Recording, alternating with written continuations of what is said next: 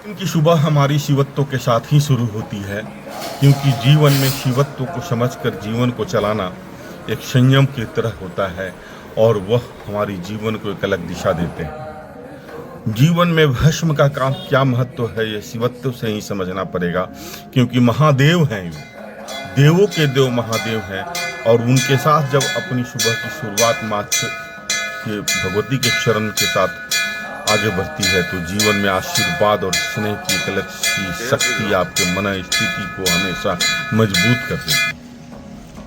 हर वक्त हमारी जीवन इसी अनुशासन के साथ निरंतरता के साथ चलती है और सूर्यदेव के साथ अपनी सुबह की शुरुआत को जोड़कर जब हम आगे बढ़ते हैं और सबों के साथ स्नेहात्मक रहते हैं तो एक अलग सी हरी भरी वादियों में अपनी सुबह का एक अलग सा अंदाज मन को प्रफुल्लित कर देता है।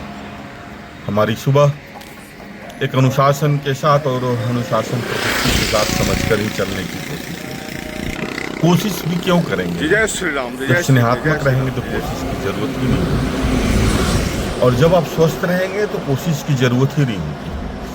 सुबह में जल्दी जगना, समय के साथ बाहर निकलना, नित्य अपने नियमों के साथ फिट रहना, फिट रहने के लिए शरीर को समय देना, लेकिन देना तो पड़ेगा खुद को।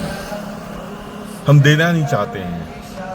आज के समय में हम सब न शरीर को समय देना चाहते हैं न किसी और को समय देना चाहते हैं। हम सभी रहते साथ में हैं लेकिन मन कहीं और रहता है।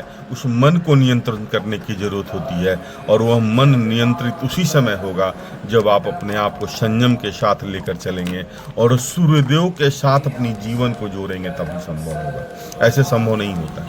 इसलिए हमेशा अपने नियमों में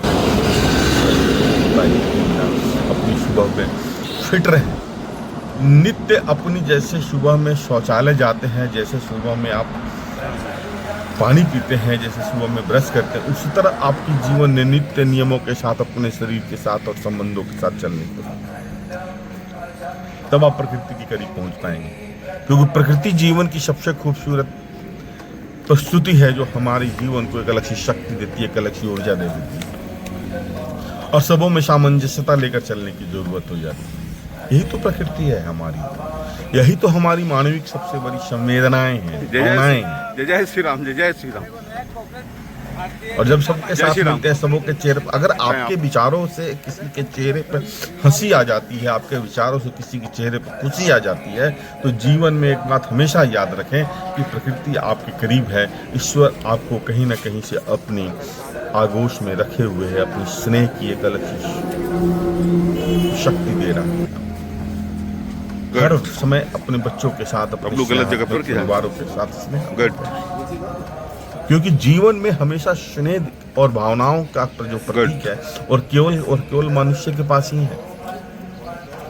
जीव तो बहुत हैं यहाँ पे, 86 लाख योनि के बाद हम पुरुष मानव बनते हैं। वो इसलिए बनते हैं क्योंकि हमारे पास केवल विवेक है, मेरे पास केवल विचार है।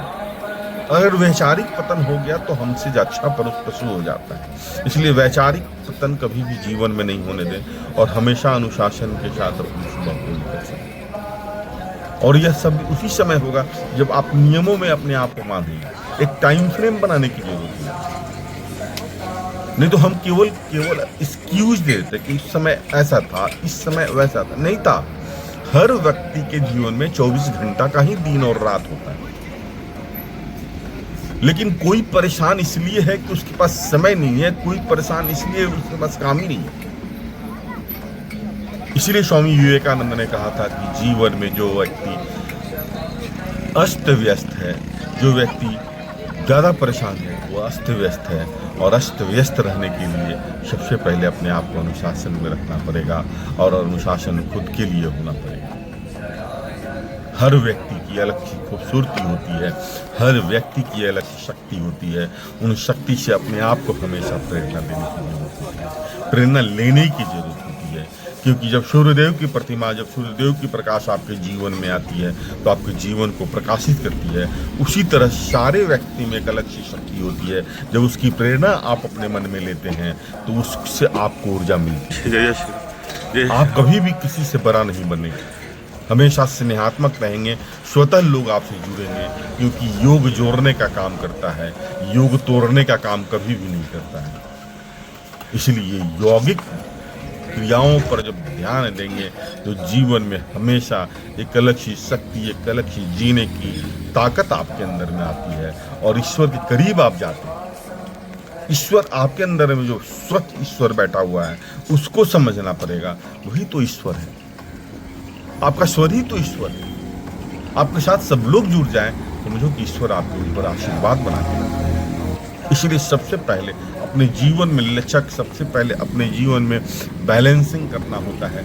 नहीं बैलेंस करेंगे, थोड़ी सी अनबैलेंस होंगे, दुर्घटनाएं घट जाती हैं। इसलिए बैलेंस करने के लिए सेकंड की भी गलती नहीं होनी चाहिए। माइक्रो सेकंड की भी अगर गलती होती है तो यहाँ पर दुर्घटनाएं घटित हो ही जाती है। इसलिए हमेशा अपने आप को शासन में रखने की जरूरत होती है। सारे बच्चे आपके होते हैं क्योंकि एक जनरेशन गैप होता है, जिस गैप को समझना पड़ेगा। जिस गैप को जैसे ही आप समझ लेंगे, आप बाहर हो या घर हो, सबों के साथ सामंजस्यता बनाकर रखें। हम सभी अपने हिसाब से बच्चों को हैंडल करना चाहते हैं, या कभी कतई संभव नहीं है, छोड़ दें उन्हें। क्योंकि जैसे ही आप पकड़ना शुरू करेंगे किसी चीज को, वहां पर वहाँ करवाहट शुरू हो जाती है, वहां दर्द होने लगता है। जैसे किसी रस्सी को डूबते हुए किसी रस्सी को पकड़ेंगे, बहुत जोर से पकड़ेंगे तो हाथ में दर्द हो जाता है, हाथ कट जाता है। संबंध भी जोर से कभी भी पकड़ने का चीज नहीं है, छोड़ देने का जरूरत है, स्नेहात्मक पकड़ने की जरूरत है। माँ के साथ वंदन, अभिनंदन और जीवन का एक आलिंगन अपनी मनुष्य व्यक्ति को हमेशा प्रेरणा देते हैं।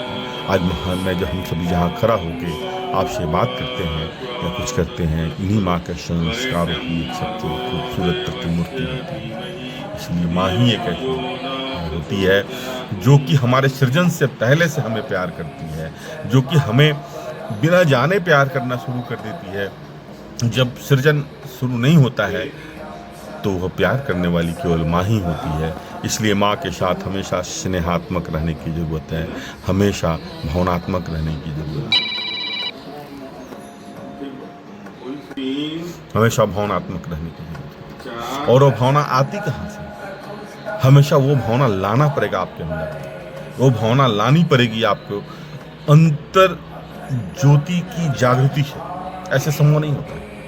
इसलिए हमेशा अपनी लड़ाई को अपने स्वतः से लड़के माँ के साथ एक स्नेहात्मक संबंध बना के रखें। जीवन की हर पहलू को पकड़ कर चलें, जीवन के हर कदमों के साथ चलने की कोशिश करें और यह जीवन आपके लिए आने वाले भविष्य के लिए एक मजबूत कड़ी तैयार होगा, मजबूत वृक्ष तैयार हो जाएगी, जिससे हमारे नए जनरेशन, हमारे आने वाले वंश से हमारे जीवन को एक समृद्धता के साथ अपने को लेकर चलेंगे।